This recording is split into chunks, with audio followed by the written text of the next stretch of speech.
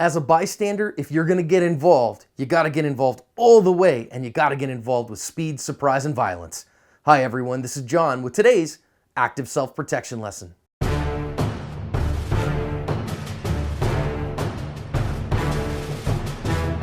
Today's lesson comes to us from outside Sarajevo in Bosnia and Herzegovina, and it shows a convenience store, a transitional space where a bystander is going to walk into the middle of an armed robbery.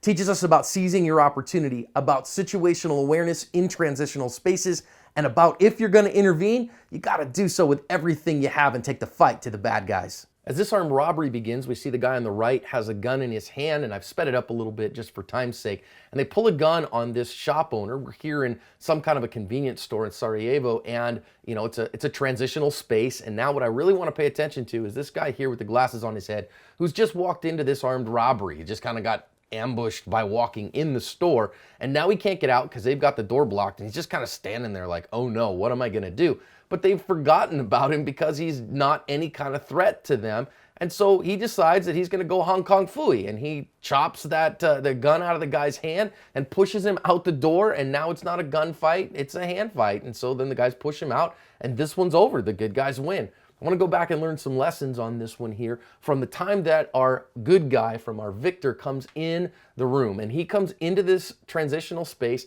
and he kind of gets ambushed here. And I think this can happen. I do like to look through glass doors if I possibly can to see if there's any problem, but I don't know he would have seen anything before it was on him. So now what are you going to do? You're going to wait for your opportunity is what you're going to do. And you notice here that he's just kind of frozen. Now the guy looks at him and I wouldn't recommend staying in the danger zone here, but he did something that was okay. He made a very non-threatening posture. He just kind of stood there and waited for his opportunity.